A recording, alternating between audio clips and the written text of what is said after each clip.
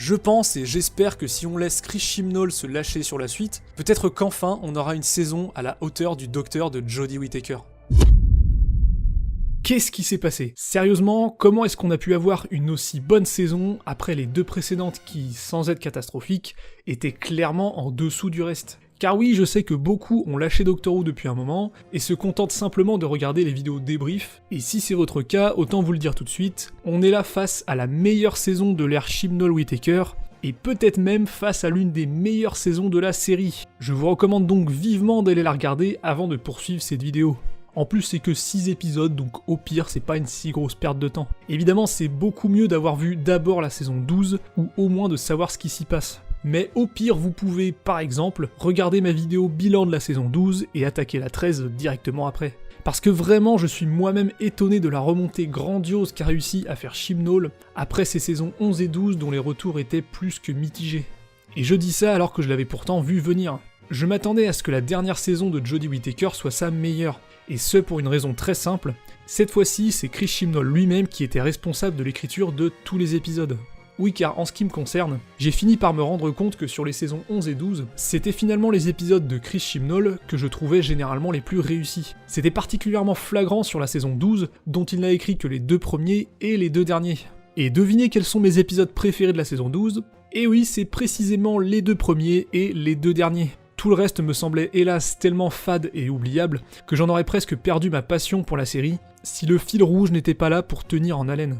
Mais bien sûr, même si je défends son travail sur la série, quelques défauts inhérents à l'écriture de Chibnall subsistaient malgré tout, comme ses personnages secondaires complètement transparents et inintéressants, mais vous allez voir que même là-dessus, il s'est très largement amélioré. Vraiment, je sais pas d'où lui vient cette épiphanie, mais il était temps qu'il se réveille. Alors sans plus attendre pour cette petite poignée d'épisodes, on va reprendre l'ancienne formule et revenir sur chacun d'entre eux individuellement, tant il y a de choses à dire.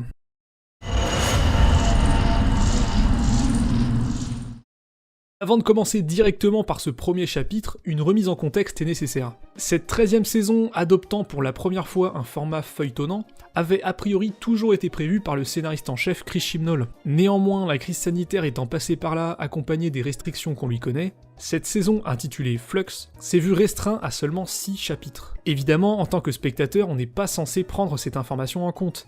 Pour autant, je ne peux pas m'empêcher de lui pardonner certaines imperfections sachant ça. Alors Doctor Who Flux, qu'est-ce que ça raconte? Dès le départ, l'intention est très claire. On est ici face à l'une des saisons les plus ambitieuses de toute la série, rien que ça. On va pas se mentir, ce premier chapitre est un immense bordel, mais un bordel étonnamment plaisant à regarder. C'est comme si Chibnall s'était amusé à balancer toutes ses idées dès le premier épisode, quand bien même elles ne trouveront du sens qu'en fin de saison. Et encore, pas toutes. Mais au final, force est de constater que ça fonctionne. Tout l'épisode n'est qu'un enchaînement de séquences qui n'ont à première vue aucun rapport entre elles, sauf que chacune de ces séquences est suffisamment captivante pour que l'ensemble soit plaisant à regarder. Après avoir vu ça, on était un peu tous dans le même état. On n'a pas compris grand chose, mais c'était incroyable et ça promettait du lourd pour la suite. Et notamment un élément en particulier, un duo de personnages bien spécifiques qui nous est introduit dès le départ. Je parle bien évidemment de Swarm et Azure. Swarm et Azure, c'est mon énorme coup de cœur de cette saison. Allez, je vais le dire, je trouve que c'est le plus beau design d'alien de l'histoire de la série. Et ils sont même à 2 doigts de devenir mes antagonistes préférés de toute période confondue. Ouais, j'en suis carrément là. Il faut dire qu'en termes de méchants charismatiques, c'est quand même autre chose que le raciste du futur, et en termes de costumes, on est à des années-lumière des mecs avec une perruque verte. Sérieusement, on dirait vraiment que ces 2 énergumènes sortent tout droit d'un rêve ou d'une autre dimension. J'ai jamais vu un truc pareil auparavant. Ils parviennent à être à la fois fascinants et effrayants.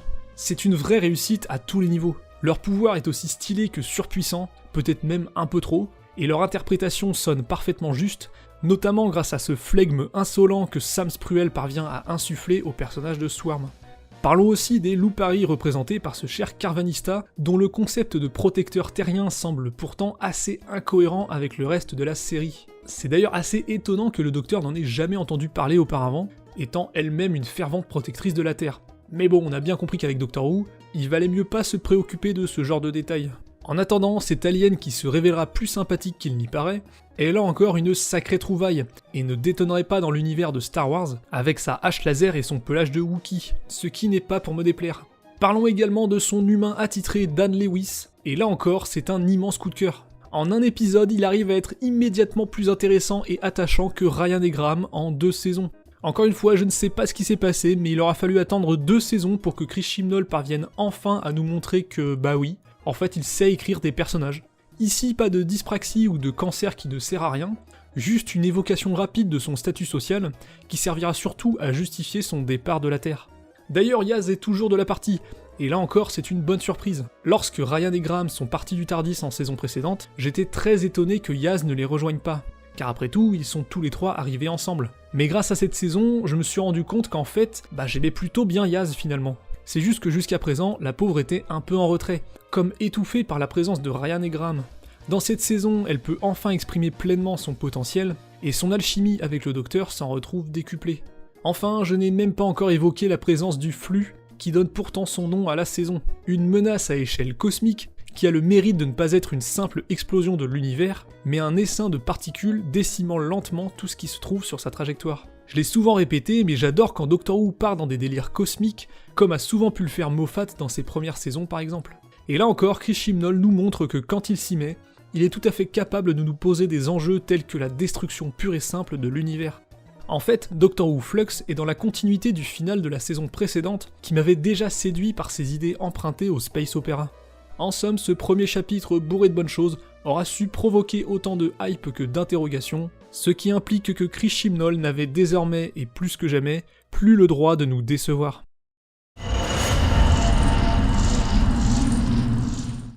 War of the Sontarans est très clairement le chapitre que j'ai le moins apprécié de cette saison, et ce pour plusieurs raisons. Déjà, il faut avouer que les Sontariens, c'est quand même pas les antagonistes les plus passionnants du Universe. En plus, à titre personnel, les épisodes historiques, c'est rarement mes préférés. Et enfin, celui-ci possède hélas quelques grosses ficelles scénaristiques clairement dommageables. Je vous rassure, le reste de la saison sera bien au-dessus, mais pour l'instant, attardons-nous sur cette guerre des patates tueuses. Déjà, dès le début, le docteur et ses compagnons se retrouvent au milieu d'un champ de bataille entièrement vide, à l'exception d'une seule personne qui se trouve être, comme par hasard, un personnage historique de la culture britannique. Ah bah ça alors, ça tombe vachement bien quand même. Je sais bien que le docteur rencontre régulièrement divers personnages historiques, mais on a déjà vu plus subtil dans la manière de les introduire au récit. Ensuite, Dan et Yaz étaient visiblement de trop dans cette histoire, et se verront être téléportés à des endroits complètement différents l'un de l'autre, puisque Yaz prendra de l'avance en se retrouvant directement dans le décor du prochain épisode, tandis que Dan retournera carrément chez lui, et on n'aura jamais vraiment d'explication claire sur cette téléportation magique qui vraisemblablement était là par pure nécessité scénaristique. En dehors de ça, l'épisode nous rappelle pourquoi les Sontariens sont les pires ennemis de la série, en les montrant incapables de viser leur cible, que ce soit au milieu d'une grande rue dégagée, ou même à travers une étroite ruelle. Je rappelle qu'ils sont censés vivre dans l'unique but de faire la guerre. Perso, je leur conseillerais plutôt une reconversion professionnelle, mais bon, après ils font ce qu'ils veulent. Alors je sais bien que c'est très courant de voir des ennemis tirer à côté, on en a d'ailleurs eu un exemple dans l'épisode précédent, mais en fait tout est une question de réalisation. Évidemment qu'on ne peut pas faire mourir les personnages principaux dès le 2e épisode, mais le rôle de la fiction c'est de nous faire accepter ce genre de situation. On cite souvent Star Wars et ses fameux Stormtroopers incapables de toucher leur cible, sauf que justement dans Star Wars c'est pas si choquant que ça, puisque la manière de mettre en scène les affrontements est faite de sorte à ce que le spectateur accepte que les personnages s'en sortent. Ça passe par le cadrage mais aussi par la position des personnages par exemple. Là où dans Doctor Who, on a un immense plan large qui nous montre bien les tirs des Sontariens qui se retrouvent à 2 mètres de Dan. Et c'est là qu'on est bien content que cette saison se trouve être feuilletonnante, puisque si l'intrigue principale ne s'avère pas passionnante en dehors de la rencontre avec les très chouettes parents de Dan, c'est surtout la partie sur le temple d'Atropos qui se révélera fascinante. C'est ici que le fil rouge commencera d'ores et déjà à se mettre en place au cœur de cette cité d'une esthétique qui fait plaisir à voir. Le budget élargi grâce à la réduction du nombre d'épisodes leur permet enfin de donner vie à des lieux visuellement très créatifs. Chris Chibnall et son équipe ont très clairement pu se lâcher sur cette saison en proposant des visuels encore jamais vus jusqu'à présent, et c'est en ça que le renouvellement constant de la série est hyper intéressant. On peut préférer les scénarios d'un Moffat ou d'un Davies, ce qui est mon cas d'ailleurs, mais ce que la série nous offre en renouvelant ses showrunners, c'est la possibilité d'explorer des horizons, tous plus différents les uns que les autres. Quoi qu'on pense du travail de Chris Chibnall, il a su apporter sa propre patte, sa propre esthétique, et cette saison m'a permis de m'en rendre compte plus que jamais. Bref, vous l'aurez compris, l'épisode en lui-même n'était pas un chef-d'œuvre, mais il avait au moins le mérite de poser des bases solides pour une suite qui s'annonçait bien meilleure. Dans ma vidéo sur la saison 12, j'avais dit que ce qui manquait à l'ère Chibnall, c'était des épisodes concept. Toujours dans l'optique de nous montrer ses progrès exceptionnels bien que tardifs, Chibnall nous offre ici enfin une pépite à base de méli-mélo temporel comme on les aime. A l'inverse du précédent, cet épisode est mon préféré de la saison. Un concept fort qui est tenu jusqu'au bout, des révélations sur le fameux passé oublié du Docteur, un nouveau personnage accompagné de sa propre quête, et une mise en scène efficace qui sublime l'ensemble. Là où ce chapitre fait fort, c'est qu'il permet à la fois d'approfondir le passé de certains personnages et ainsi d'en apprendre plus sur Vinder ou le Docteur, tout en nous proposant une narration complètement déstructurée par le temps et l'espace. En somme, du pur Doctor Who. D'abord on fait la rencontre de Belle, une survivante particulièrement débrouillarde, qui est à la recherche de son âme sœur qui n'est autre que Vinder, que l'on a eu l'occasion de rencontrer un peu plus tôt.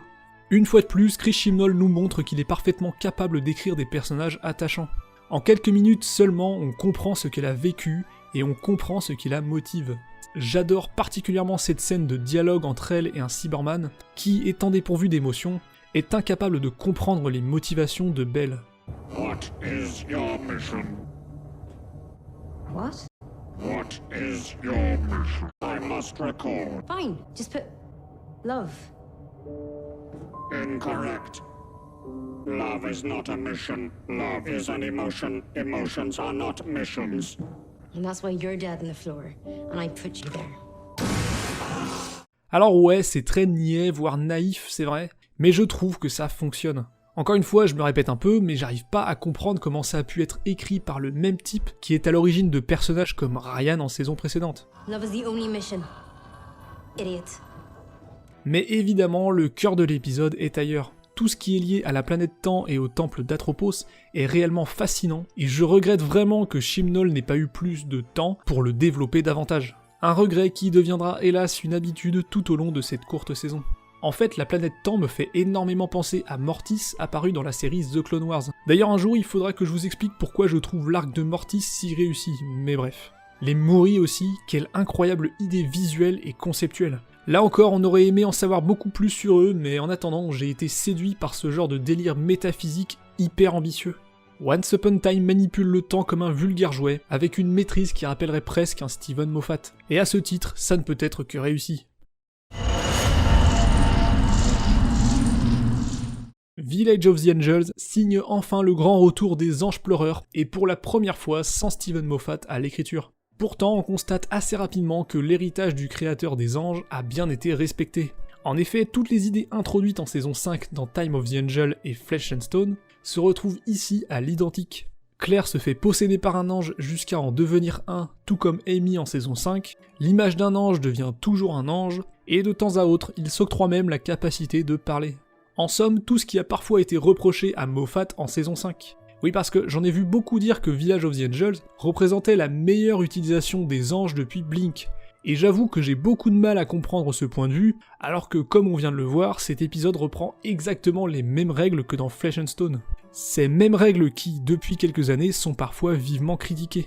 Alors forcément, préférer le traitement de Village of the Angels à celui de Flesh and Stone me paraît un petit peu antinomique. Je veux dire, moi je comprends plus rien, je croyais que ces nouvelles règles avaient détruit le concept des anges, faudrait savoir. Mais bon, peut-être que ces gens-là se sont simplement contentés de restituer ce qu'ils ont entendu autour d'eux ou dans certaines vidéos sur le sujet, au lieu de se faire leur propre avis sur la question. Enfin bien sûr, je peux me tromper. Mais en attendant, je ne peux que trop vous inciter à revoir l'excellent double épisode de la saison 5, afin de vous refaire une opinion sur le sujet. Là où je suis d'accord avec la plupart des gens par contre, c'est que c'est un épisode globalement très réussi. On l'a vu, il réutilise ce que Moffat avait introduit pour renouveler le concept des anges, mais en y ajoutant à son tour quelques nouveautés. Cette fois-ci, on aura l'occasion de voir un dessin d'ange prendre vie sous nos yeux, avant de le voir brûler en même temps que son support. La mise en scène est aussi particulièrement marquante avec ses plans dynamiques dans le TARDIS, ou encore cette superbe séquence dans laquelle Claire se voit transformer physiquement en ange. On a même un peu de cosmique dans cette ambiance historique, grâce à l'extraction quantique, et bien sûr, la suite des aventures de Belle. En fait, au-delà de son ambiance, Village of the Angels brille par la richesse de ses nombreuses idées.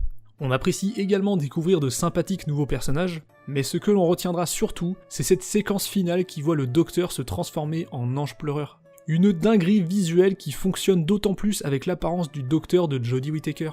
Mais bien sûr, au-delà du visuel, ça amène surtout un enjeu. À ce moment précis, on a peur pour le Docteur. Son avenir est incertain, et on ne sait pas où la narration nous emmène avec ça. On ne sait pas comment le Docteur va pouvoir s'en sortir cette fois-ci. Là encore, c'est très fort de la part de Chris Chibnall de nous offrir un tel spectacle.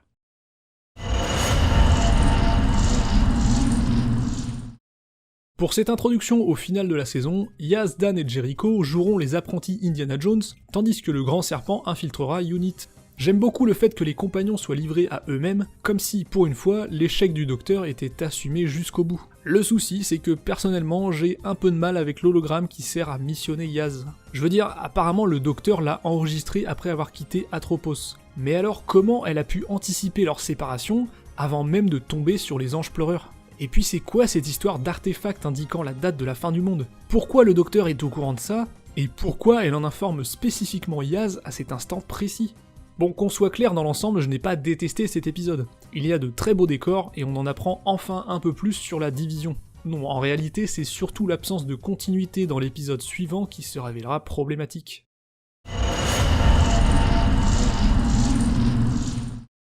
Globalement, et contrairement à beaucoup de fans après sa diffusion, j'aime beaucoup cet épisode final.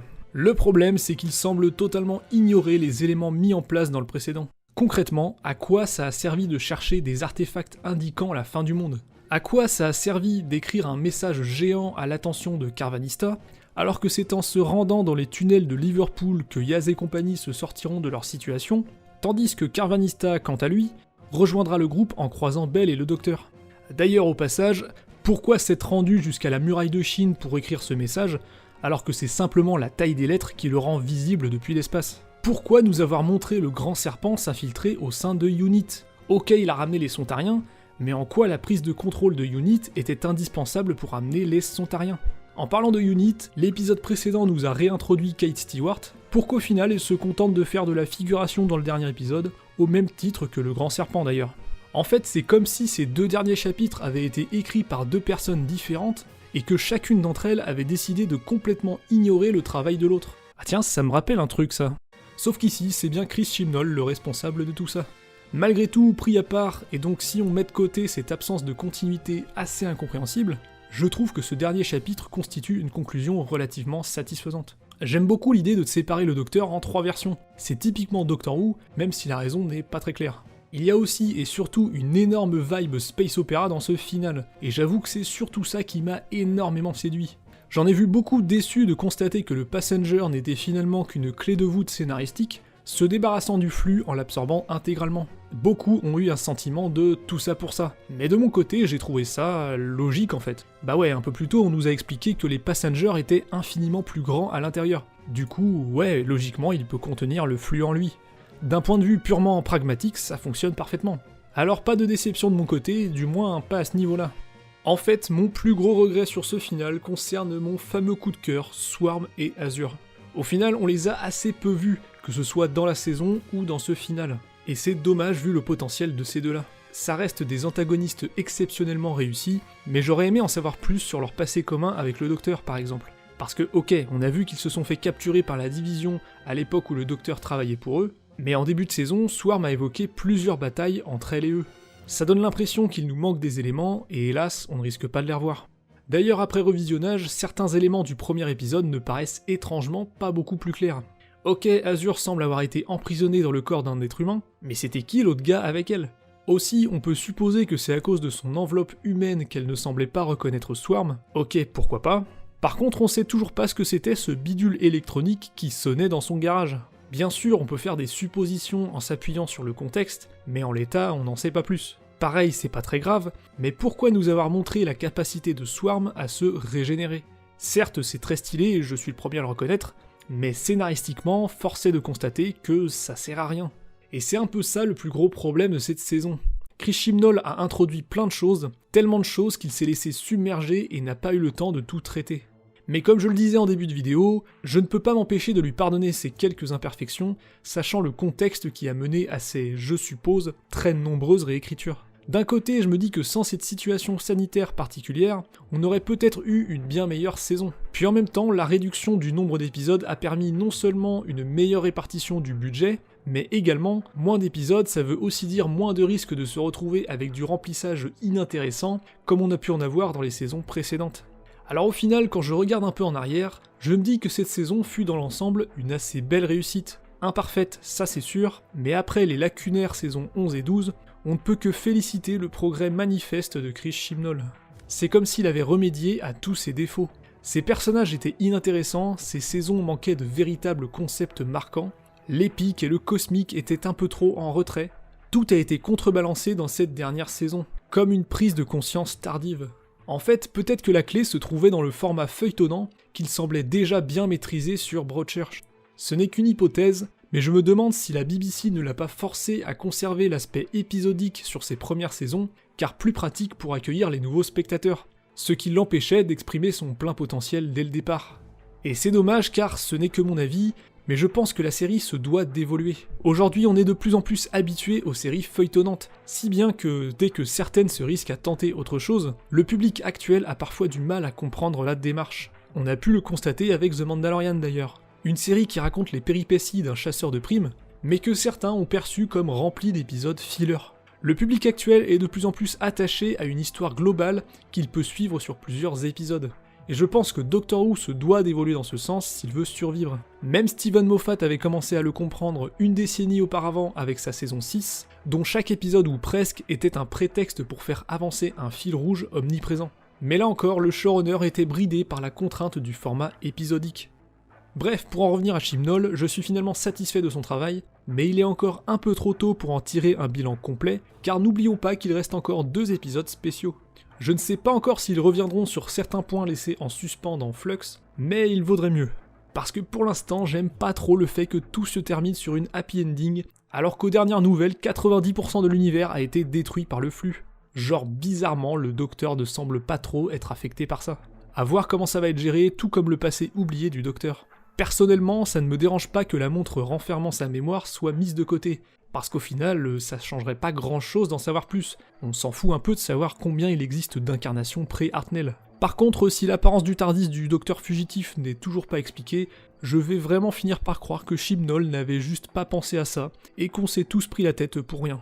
En attendant, j'espère que de votre côté vous avez apprécié cette saison 13, n'hésitez pas à me donner votre ressenti en commentaire ou sur mon serveur Discord que vous pouvez rejoindre. Le lien est dans la description, c'est ouvert à tous et c'est convivial, vous verrez. On parle de plein de choses, mais surtout de Doctor Who. N'oubliez pas de rester bienveillant et respectueux, quant à moi je vous dis à plus pour une prochaine vidéo.